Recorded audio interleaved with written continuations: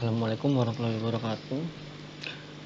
Saya Daniel Farah, NIM 1983065 ingin menjelaskan tentang modul 4 yang bertema desain dan implementasi kebijakan keamanan. Jadi tuh kebijakan keamanan tuh apa sih? Ya kan, seberapa pentingnya gitu, konsepnya tuh kayak gimana ya kan? Setelah saya ringkas modul ini ya, apa sih itu kebijakan keamanan? Kebijakan keamanan itu adalah dokumen tingkat tinggi atau sekumpulan dokumen yang menjelaskan kontrol keamanan untuk diterapkan demi melindungi perusahaan. Itu menjaga kerahasiaan, dan integritas dan nilai-nilai aset. Jadi itu kebijakan keamanan itu seperti perjanjian ya. Perjanjian untuk melindungi apa? Asetnya itu berupa data dan lain-lain ya. Nah, dan juga nih kebijakan keamanan ini ya memiliki keuntungan ya, diantaranya yaitu keamanan data dan jaringan yang ditingkatkan. Jadi itu keamanan datanya ditingkatkan dan juga jadi keamanan data dan jaringan juga ditingkatkan. Maksudnya tuh jadi ya walaupun ada pepatah tidak ada sistem yang aman ya, tapi ya mau gimana lagi ya kan. Dan juga nih yang kedua nih, memitigasi risiko. Maksudnya mitigasi risiko ini adalah meminimalisir risiko, jadi itu mengurangi risiko.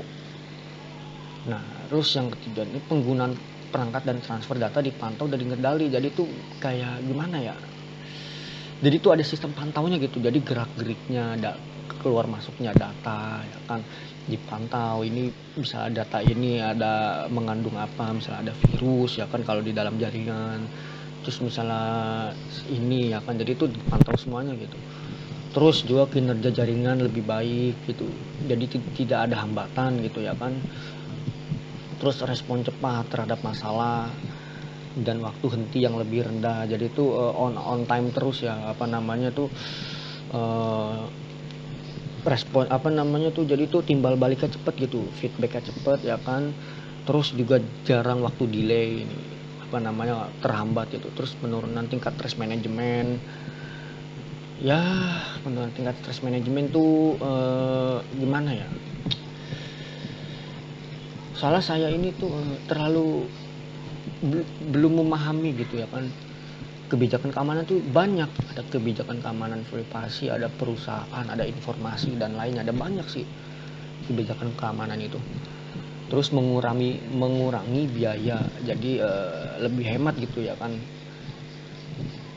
Dan juga kebijakan keamanan itu ada ini yang baik, itu ada fitur yang pertama tuh ringkas dan jelas ya, jadi mudah dipahami, nggak terlalu belibet, terus mudah dimengerti.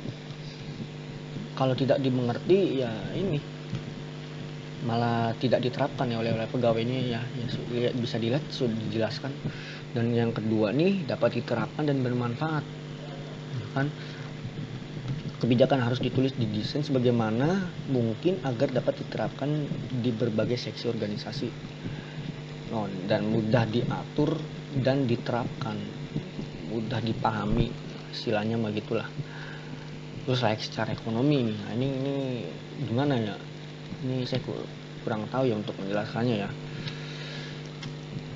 Terus nih yang keempat, mudah dimengerti tuh ya kan, harus dimengerti dan bisa diikuti. Kalau nggak dimengerti, susah dimengerti, ya susah diikuti.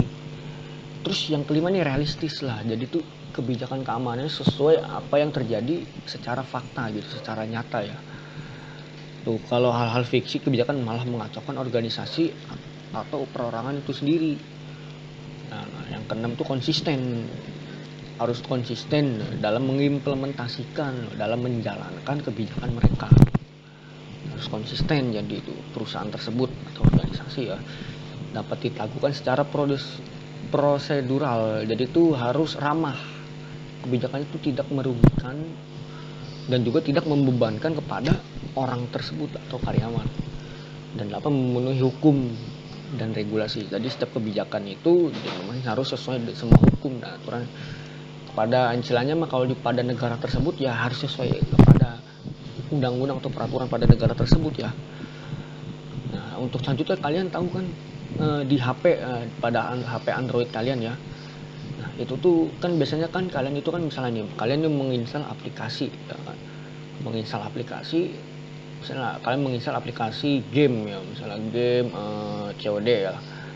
Nah, pasti kalian itu tuh harus misalnya nih bisa mengakses media foto dan kontak, kalian ketik izinkan. Nah, itu juga tuh sebagian dari kebijakan keamanan tapi pada Android.